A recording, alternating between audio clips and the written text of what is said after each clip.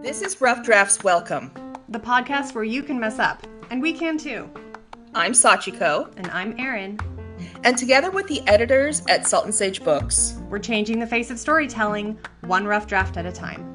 We're glad you're here. Let's get started. Hello, Sachiko. How are you doing this morning? Hello, Erin. Ohayou gozaimasu. I'm doing really well. I'm so happy to see you. I love your hair. Thanks. It's Thanks such so a pretty, much.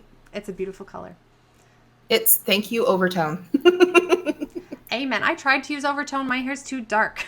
It's like, what? What color? Your hair's just brown. Okay. It's a beautiful curly brown. Thank you. I mean, I'm a fan of my hair. Okay, today, this is going to be a little bit of a shorter episode. I mean, hopefully, maybe we'll see. Sometimes we say, like, it's going to be short, and then it's not.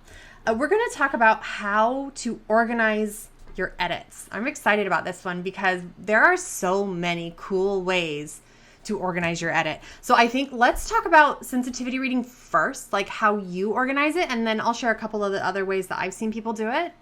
And then we can talk about how you organize like a developmental edit, a line edit, a proofread. We can go over those ones as well. But let's start with sensitivity. How do you organize the edit? All right. So here's the way I like to do sensitivity reading for manuscripts. So written as opposed to people who are like, you know, in game dev or something else. So it's just, it's a book. It's generally a book. So what I like to do first is I go through the manuscript. I say hi to the client in the manuscript. And then I react to things in the manuscript as I read them. Yeah. Because I think that initial reaction, especially if you're a sensitivity reader, okay, I should back up. Let me preface this. When it comes to sensitivity reading encompasses several kinds of editing. So you're doing like a proofreading level, like micro level, where it's like, that's not the correct word. The correct Japanese term that people would use is this.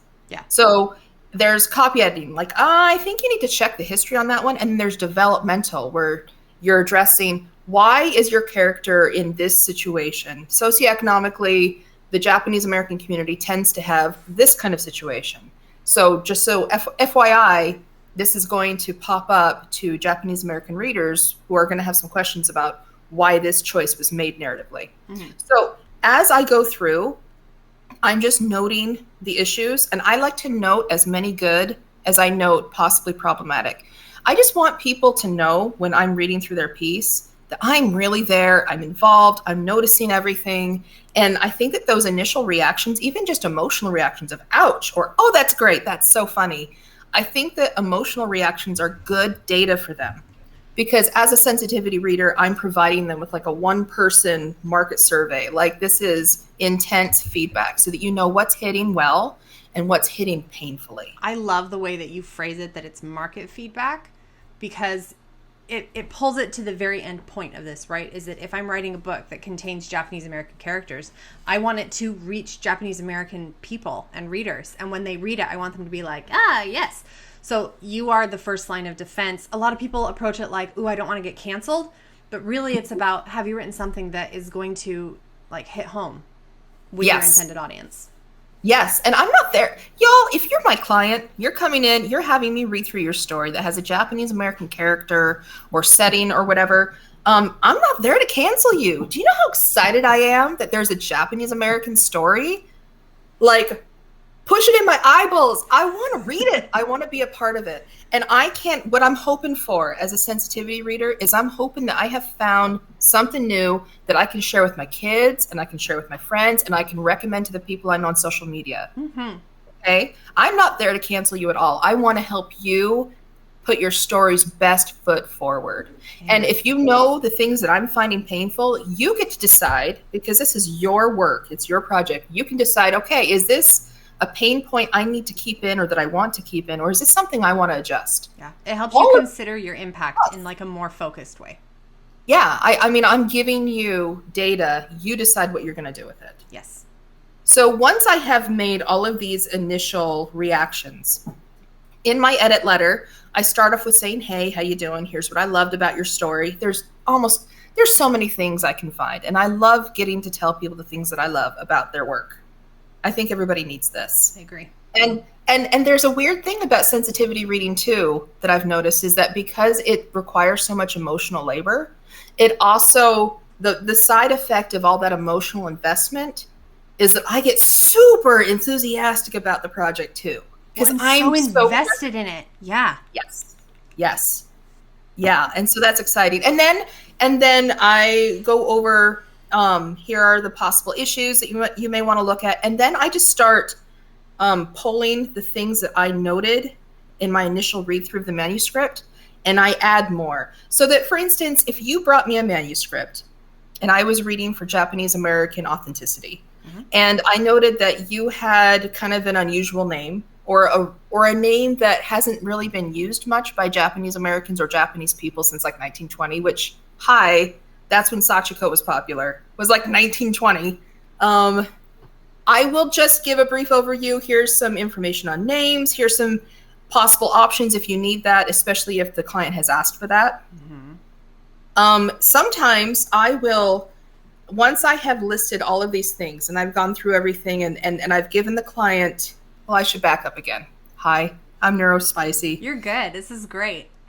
My goal for my clients is that I don't ever want to just say, that hurts. I want to say, here's what hurts about it and why. So something that comes up a lot in Japanese American sensitivity reading is there's very commonly some kind of reference to Godzilla, a nuclear monster, a nuclear bomb, nuclear holocaust. And sometimes it can be a little glib at first. It's a little wild to me, like how often it shows up. Once you pointed it out, I was like, I'm seeing this like everywhere. Yes. And I think that and it makes sense because, the U.S. dropped 2 nuclear bombs on the sovereign nation of Japan in World War II. So now for a lot of us, when we think nuclear bomb, we also think Japan, right? Okay. So it's not totally unexpected that it would sometimes come together in a book. And especially if somebody is approaching Japanese and Japanese American culture from the outside, from not being part of the community, where Godzilla, that is the most salient part. Nuclear, it's cherry blossoms. Right. Like, exactly. Nuclear cherry blossoms. Yeah. Exactly. So that's a fine place to start. It's a fine place to start. Start where you are. Like, start where you are. And that's okay. And there are ways to do it well. Like, in a given story, sometimes even just the addition of a few additional lines of narration or dialogue on the part of a character can turn a problematic thing, a thing from problematic to just noting and witnessing how hard something is, but still providing like a feeling of being seen and comforted for Japanese and Japanese American readers. Like, it's not that you're not allowed to have that in your story. It's how you have it in your story. And that's why a sensitivity reader is so crucial, because they can analyze the how. And so much of it is context specific. Yes. So basically, I'm going to be your friend and I'm going to explain to you, this is a really sensitive topic. And here's why it's so sensitive. And because you as the writer, I can't always tell you what to do. I can't say, well, just take it out of your story. That isn't always the right answer. And it's not the only answer. But as the writer, because you are the creator and you've got all of these parts of your story in your mind that I don't have. I'm only seeing one iteration of it. If I give you that information, here's why it's painful. Here is a great way that somebody else has approached this really painful subject. You're going to be able to incorporate that into your project better than I ever can. So my goal is just to give, not to say that's racist, but to say this is racist for these reasons, and here's how, and here is another example, and here's where you can learn more about it, and here's an example of it being done well, and here's possibly some further steps you can take. Yes. Because the whole point is just knowing, okay, what is working and what isn't, and why is it not working?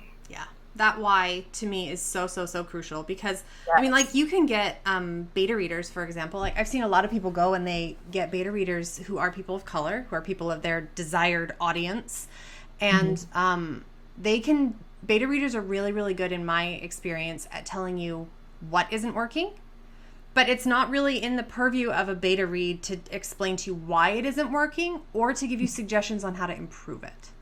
Yes. Okay, so to recenter us back on your edit letters, you've read the letter, you've given positive feedback, you've told them what they've done really well. What next? Yes.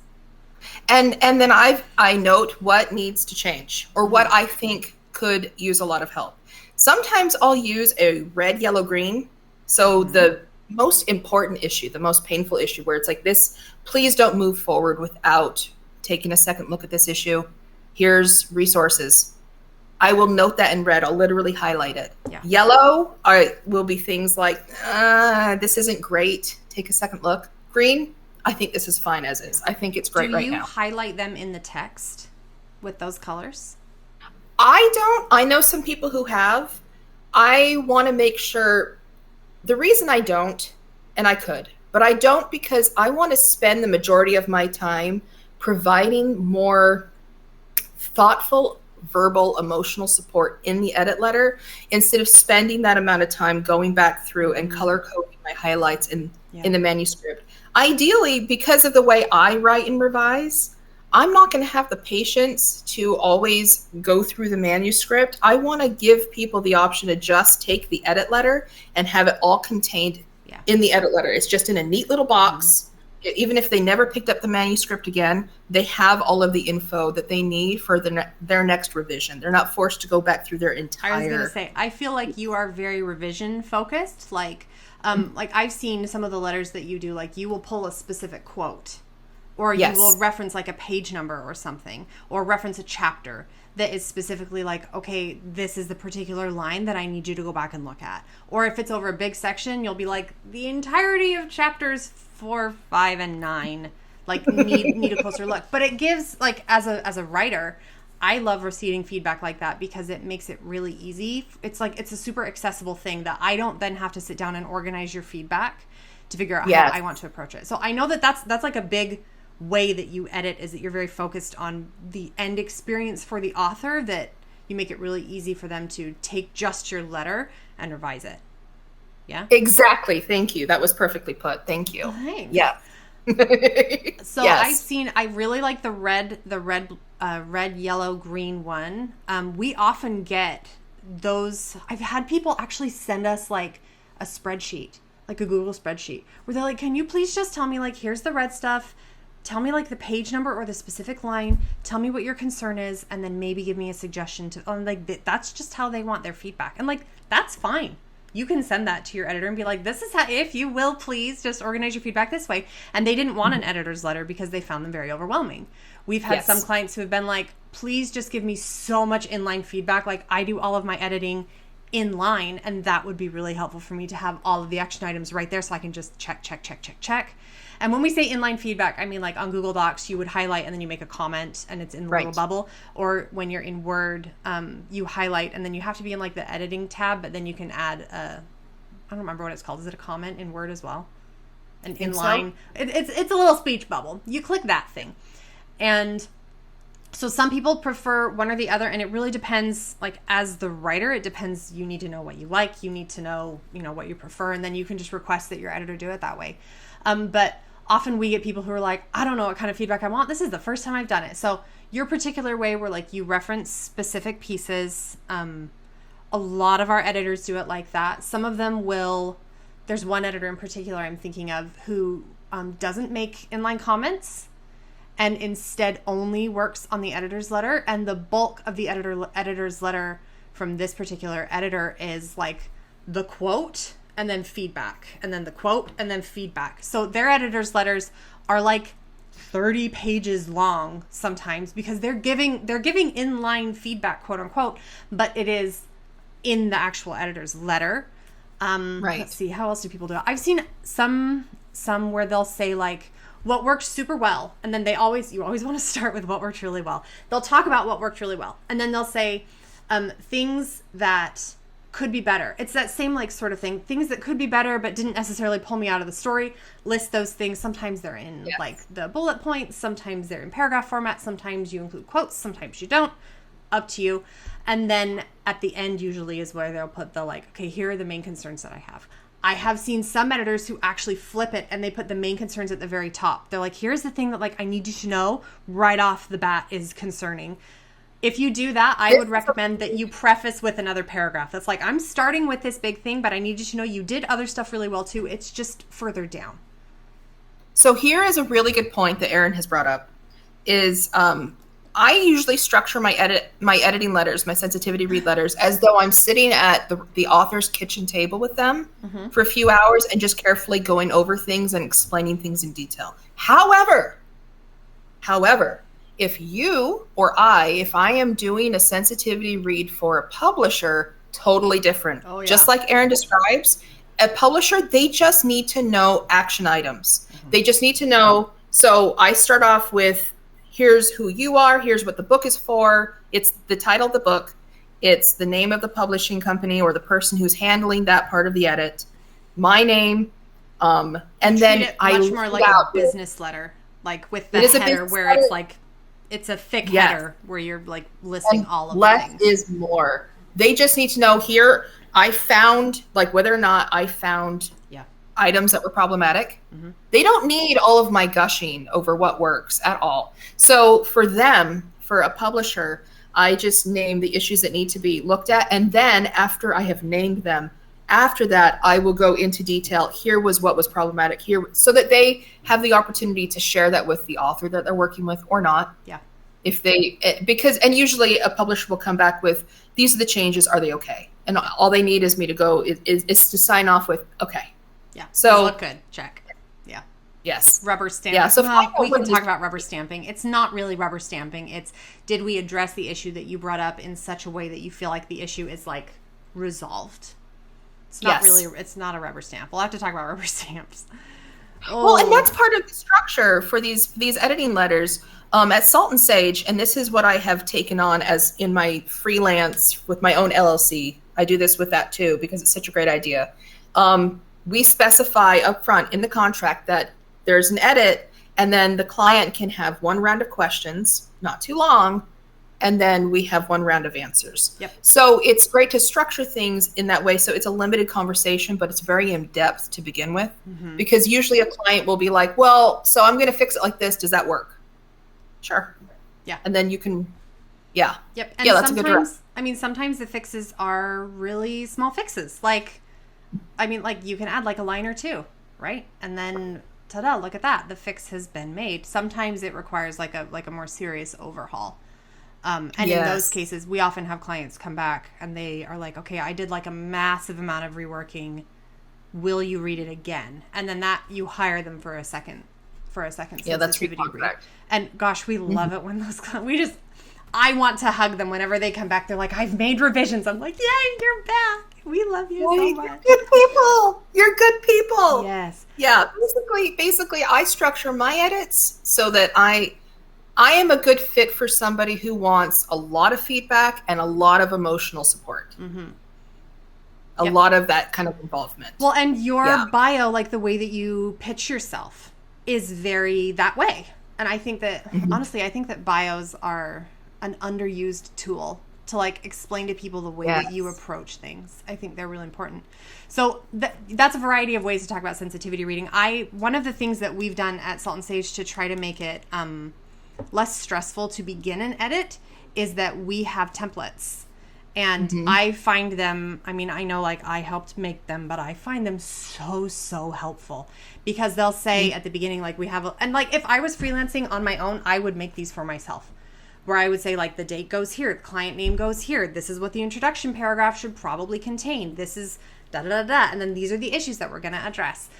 With sensitivity reading, I think it's really important to offer, I don't want to say like correction necessarily, but suggestions, or at least to point them in a direction, to point the author in a direction where you can say like, this is concerning, and I think that if you might want to consider doing XYZ, or you may want to look at these research articles that I'm going to link to, or whatever it happens to be. We often get a lot of research things.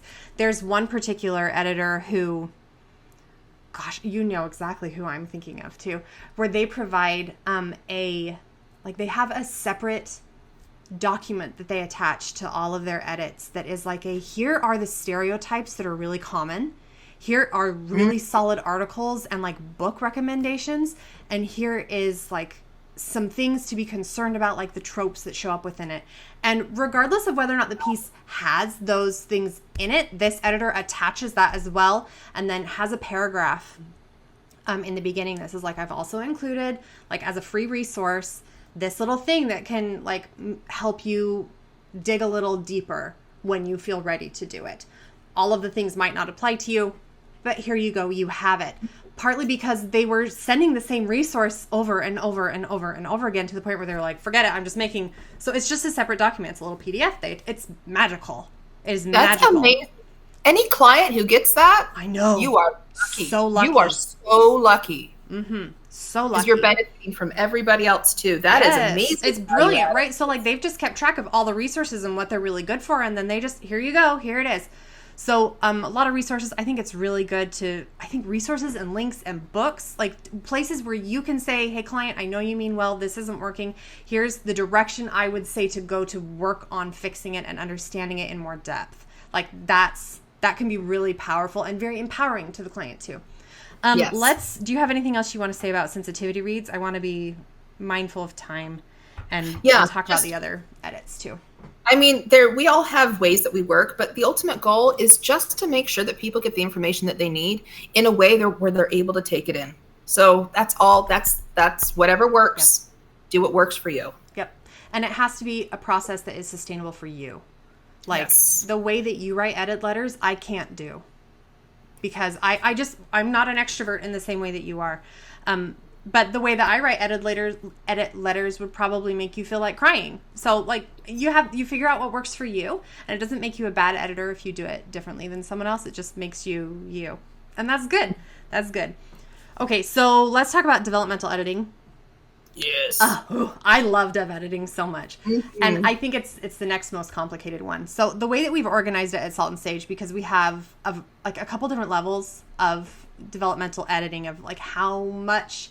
We tried to make it really accessible price-wise, so we made some lower options that just, they are less in-depth, but you still get really good feedback. So we made a list when we were very first starting this of what are the things that we address in a developmental edit. Like, we look at character arcs, we look at world building, we look at plot holes, we look at emotional resonance, we look at deep point of view, we look at regular point of view to, like, see if there are any point of view slips. We talk about, like, timelines, we talk about, I don't even know, all of the things, right? Setting, world building, everything. I may have repeated myself, but my brain was like, I may have repetitioned. We may have repeated ourselves. So we made a great big list of, like, all the things, and then we pared them down to, like, so if you get a deluxe developmental edit from Salt and Sage, you get all the things.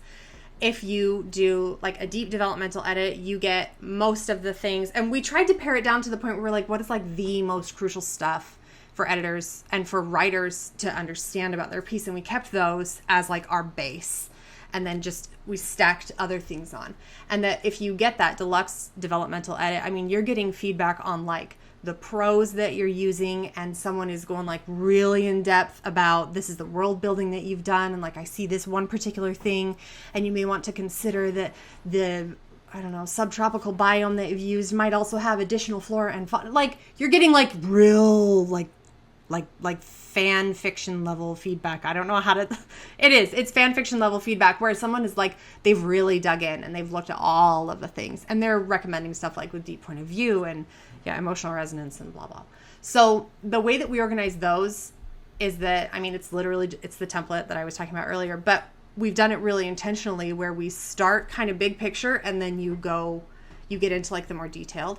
And so in those ones, I just say, like, hi, here's what I loved about your piece. I'm so excited to talk with you about it. And then I like to include something along the lines of the scene that I keep thinking about, or the character who I cannot get out of my head, and there's always one of them.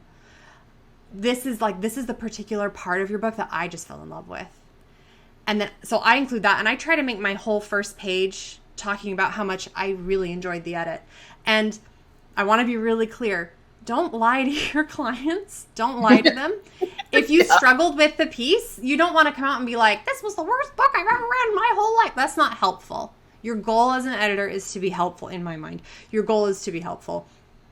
So even if I really struggled with a piece, or if it's not my favorite or whatever it happens to be, I find something that is true that I can honestly say. Because even in those pieces that I had a hard time with, I still have that one scene that just keeps playing in my head, or I have that one character who I just feel like was so good. Or I can say like I've texted you this before. I've been like, this piece is not doing it for me personally, but that's okay. Just because I'm not the ideal reader doesn't mean I can't give feedback on it. Right. And then I'll come back and be like, but oh my gosh, I love this author's like descriptions. The way they talk about stuff is just so beautiful. Like, people get into writing because they love it. And I feel like that love shines through always. Yes. There's always something to appreciate about a piece, even if it's not your favorite thing you've ever read. This is what I love the most about, because I'm a developmental editor too at Salt and Sage Books. And I love it because of all of that emotional presence. I think that developmental editing, if your piece needs a developmental edit, there is nothing that more exemplifies the idea of rough drafts welcome. I love nothing more than getting my teeth into a rough manuscript. I don't care about your spelling. I love it. I don't care if you have little narrative rat trails that lead to nowhere. That's fine. Let's talk like big ideas and world building and what you want to do next. I love that collaborative energy. You're so good at the world building stuff too. I like the characters more than I like the world building. And so, like, if you want like world building help, if you bring me like your massive, like your I can't think of what it's called, your epic fantasy, I'm probably not the best editor for that, but you are. You are the best editor for that, because that world building stuff just lights you up. I have a hard time like keeping track of all the pieces, because that's how my brain works. It's harder for me to it's hard for me to keep track. Okay, anything else about dev editing? I wish that more people got dev edits, because they're so fun and they're so helpful too. Here's where it helps you. It helps you before you hit the copy edit process, guys. Bring in your rough story. If it feels like, if something is holding you up, even if the story is unfinished, like, it's a great time to bring in a developmental editor. Figure out what it is that's holding you up. What is the roadblock? Did it start in chapter 1 because you didn't establish something about your world's currency or sociopolitical structure? Is it because your character arc isn't based in wounds and payoffs? I mean, this is an opportunity for somebody to help you on a deep level. It does not have to be polished. Bring it in rough and early. I've actually started to book developmental edits whenever I get stuck. That, like, I have a piece right now that I'm working on that is, I mean, I'm about 13,000 words in, so I'm not like super, super far, but like I'm in there and I'm stuck. I've written myself into a corner, and I've reread it like 5 times now and tried to find like, where was it but I don't know. I can't figure it out. And so I have a developmental editor booked for this particular piece, actually for next week, where she's going to read through it and she's going to be like, oh yeah, I see why you're stuck. It's right here. This is the moment. Because I know she's going to be able to pinpoint it, because I'm way too close. I think it's an underused thing. I wish more people did it. And I wish people brought in their stuff earlier. Like, I wish that they knew that they didn't have to, like, it doesn't have to be done. Yeah, no, we're a pediatrician for your story baby. If your story baby is sick, let's just check it out. Come on, we can do this. We can do it together. Yes. Okay, so that's developmental edit. And then line edits are a little different, because you are doing most of your feedback in text. You're doing it in line. You're making corrections and suggestions in line. The way that I approach line editing is that I always look for, is there anything in this sentence that is making my brain hesitate? So I will either read it out loud, or I use the Microsoft Words like voice thingy to read it out loud to me. And then often I'll just sit there and I'll close my eyes and I'm like, oh, okay, hang on, that felt confusing. Or hold on, I needed to move this piece up here. And for me, it's a process of, let's reorganize the specific words that you have so that they give the meaning that you want in a way that is the most clear possible. And then as I'm doing that, and again, I've already said before, like, I do way too much work on line editing. Like, I am the problem child line editor because I do too much. To be clear, problem child, like, to my other editor friends, but I'm like, look what I'm doing. They're like, Erin, no. My clients love it and I love it. So whatever, it's fine. It's fine. But as long as it's mutually consensual. I mean, it is. So, but as we're going, or as I'm reading through and I'm making note, I'm starting to notice patterns in like the linguistic structure. So, for example, I did one where I was like, you have these sentences that are really, really, really long, and they're technically correct. They're just really long. And I'm noticing that you do it specifically when you want us to understand an emotional point. And so like being able to say like, here's what I'm saying. So that's what my editor's letter looks like with those ones. I say like, here are the linguistic patterns that I've noticed with you. And I also keep track of like, I always make a style sheet of like capitalization and spelling, things along those lines. And then for proofreads, I honestly don't do a ton of proofreads, but the ones that I do, those editor's letters are really pretty short. I try to also include a style sheet with those. My very favorite thing in the world is when a client comes to get a proofread and they attach a style sheet. Oh, thank you so much. Because then we can just make sure that everything fits and it all makes sense. And with proofreads, I always do use the tools that you have in front of you. Use spell check. Double check everything. I run spell check at the beginning and also at the end whenever I do a proofread, because then I can go through and say like, oh, yep, you're right, comma, comma, comma, comma. And I let the computer do what it can do. And then I put it through my brain and, double check that it all works really well. And then as far as beta reading, the way that Salt and Sage has tacked this in is we consider it like a very bottom level developmental edit, like the most baseline. So we treat it a lot like a developmental edit.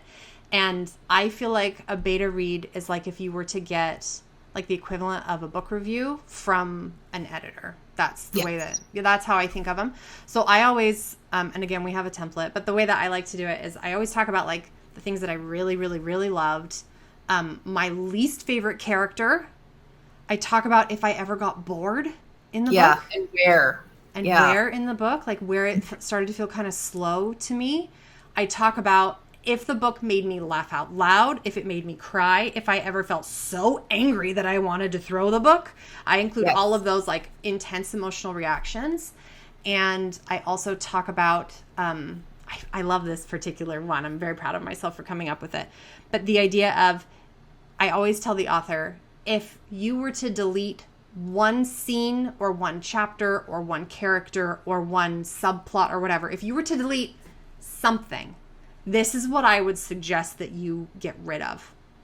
And I love getting that kind of feedback as an author, because then I can be like, oh yeah, like what is this actually? Like how is this supporting my plot? So yes, that's how I do it. And I mean, it depends which way you lean. I personally like longer. I like writing longer editor's letters. I know you do too. I lean more heavily on the inline feedback than you do. It kind of just depends what you like as an editor and as an author. You should tell if you know what you like as an author, tell your editor, please. And guys, Erin is she's a really good line editor. Thank you. She's great. If you can get her, you're lucky. It's true. I am pretty booked. I mean, so are you. Yeah. Okay. Well, is there anything else that we wanted to say about how you organize edits? I feel like we've maybe said all of it. I think the most important thing is if you are an editor, figure out what works best for you. Like think about, what are the 3 things that set you apart from other editors? What are the 3 things that you love the most about editing? Yeah. For me, I love giving personal encouragement. And so I want to give encouragement in a way that educates. And so I want to structure my edits in a way where I can be personally and emotionally present and educating people. Yep. And so my style comes out of that. And if you're a client, think about what it is that connects with you. What helps you? What helps motivate you in making revisions? What is the best way for you to receive correction? And be honest about it. Find someone who's a good fit for what it is that you need. If you need a brief edit that has no emotional involvement, I can try. I'm not your best bet. I know exactly who I would recommend, though. If someone's like, I really just want action points, I'm like, cool, I know exactly who to set you up with. Right? Exactly. Yeah. Yep. So keep looking. Look for the good fit. A lot of really good writers out there and a lot of very successful authors, they have editors. They have their go-to people, and that is who they always return to for their work because they know how to work with them. Yep. So figure out what it is you need. Yep. and then find the editor who can give that to you. And it's really okay to shop around too. It's okay to work with one editor and then be like, that didn't really vibe with me. I'm going to find someone else. That's okay. That's okay. There are so many of us. And honestly, I don't know any editor who would be like, how dare they? Every single editor I know would be like, good. I'm so glad they're finding someone who's a better fit. Yeah. Like everyone wants you to have a good fit. I have one more thought. Go. And this is something Erin taught me and that I now share with people. So thank you very much, Erin. The thought is, especially if you're getting a sensitivity read, if you're a client, but any edit, it can be really hard to get correction, even correction you have asked for and that you are paying for. And so once you get an edit, like take care of yourself emotionally. Give yourself a calm moment to read the stuff and then just let it sit. Because the way you feel about an edit right after receiving it maybe is not how you're going to feel in 2 weeks. And some people, when I've talked to authors, some of the hardest edits to go through and to receive end up being the most useful for them in the end. Yeah. I am this person where I am so incredibly tender-skinned. It's very, very, very hard for me to get feedback about my stuff, even if I desperately want it. Even if I desperately want it. It's all tied up in childhood trauma. It's great. The routine that I have now is that I get the edit, and I can be all business about that. I can be like, okay, here are my concerns, here are the things. When it comes time for me to read it, I can't. Like, it makes me want to cry. So actually, when I get the edits back, I forward them unread to my critique partner. And I'm like, hey, will you read this and tell me how much emotional space I need to be able to process the feedback that they've given me? And she's wonderful, where she's like, oh my gosh, yes, let me read it like right now. So she reads it. Often she'll like literally read it on her phone and then text me and be like, this is a 0 out of 10. You're worried over nothing. Or sometimes she'll say like, give yourself like a week. There's some really good feedback in here. And usually what she'll say is like, there's some feedback about this one particular scene that you and I talked about. And I'm like, well, I want to know what the feedback is. And something about having her reading it with me makes like it takes all the scariness out of it for me. And then I can do it. And then I can go in and read it, because what I've actually found is that like when I've entered my stuff in like contests, and then, you get feedback from it. If I read the feedback as soon as I get it, I am not retaining any of it. It is not entering. The only thing I see is the one piece of criticism they had. I completely missed the fact that they were like, wow, this was like revolutionary. I've never read so. I miss all the good stuff. I'm only seeing like the one criticism. And then this literally happened where I got the thing. I opened up the feedback. I read through like one section of feedback. I saw someone say like the pacing was slow or something like that. And like, I could not. And I put it away for literally 6 months. Found it again, opened it up, and was like, oh yeah, I remember like they were so mean about my pacing. And I reread it, and the sentence actually said something like, the pacing was a little bit slow, but then I realized why the pacing was slow here, and it made everything else make so much. It was actually a compliment.